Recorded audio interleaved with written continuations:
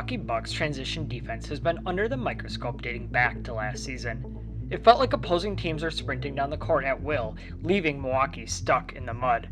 However, the stats paint a different picture. Sure, opponents took every chance they could to run. Per Cleaning the Glass, teams got out in transition against the Bucks at the second highest rate following a missed shot. But while it felt like the Bucks were caught in headlights, Doc Rivers managed to corral some of the chaos by season's end. Milwaukee merely finished in the middle of the herd as Cleaning the Glass ranked them 11th in points per possession added in transition. In my first video this season, which you can find in the 2024-25 season playlist, I introduced us to some of the 5-out concepts the Bucks are running on offense. However, they've also liked putting Brook Lopez in the dunker spot, making their transition defense vulnerable.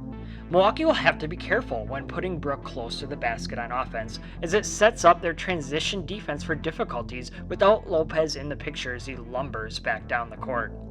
In this first clip, the Bucks come out in a spread offense with a slight twist. Taurean Prince is sitting in the dunker spot. Meanwhile, Damian Lillard, Giannis, Gary Trent Jr., and Brook Lopez are spaced along the three-point line. After some tomfoolery, Giannis eventually gets the ball back from Lopez, and the two-man game begins. After setting the pick, Lopez lumbers to the right block while Prince relocates to the corner, clearing the lane for Giannis. Unfortunately, AD swats Giannis' layup attempt off the glass and ignites the Lakers' transition offense. With Giannis attacking the rim on the drive and Lopez on the block, both Bucks big men are left in the dust as the Lakers stampede down court for an easy dunk.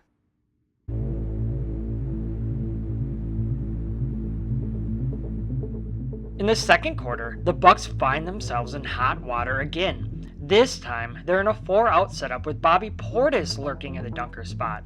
Giannis launches a contested floater that clangs off the back of the iron, and the Lakers quickly corral the rebound. AJ Green and Pat Connaughton, stationed in the corners, do the right thing and start hustling back on defense. But both bigs, Portis and Giannis, are still jogging behind the play. It initially looks like a nightmare for the Bucks, as Lillard is one-on-one against the King in the open court. But just as things seem dire, a Greek god descends from the heavens, and Giannis sends LeBron's layup attempt into the ether, showing that even a king must bow to a god. Unfortunately, Giannis can't play savior on every possession. In this next clip, Prince launches a quick three with Lopez already tucked into the dunker spot and Giannis crashing the glass. Even though the Lakers aren't pushing the pace too aggressively, they still find themselves with a point-blank look at the rim. Once again, it's Lillard on an island trying to defend a streaking big man. This time, no divine intervention comes as a bucket falls plus the harm for an extra point. In training camp, Doc Rivers offered some insight into his defensive philosophy in an interview with Eric Nehm of The Athletic. Referring to Giannis and Brook, he said, "I think the biggest change you'll see in our defense is the basket will never be without one of them. I want Brook protecting the basket." He also had some other profanities laced in there. And while Rivers was specifically referring to Milwaukee's half-court defense, it's easy to assume the same principle applies to transition defense. If the Bucks want to avoid giving up fast break buckets, they'll need to strike a balance between offensive spacing and ensuring at least one of their big men is in position to get back. It's a delicate dance between offense and defense, one we'll continue to monitor closely here in Bucks Film Room.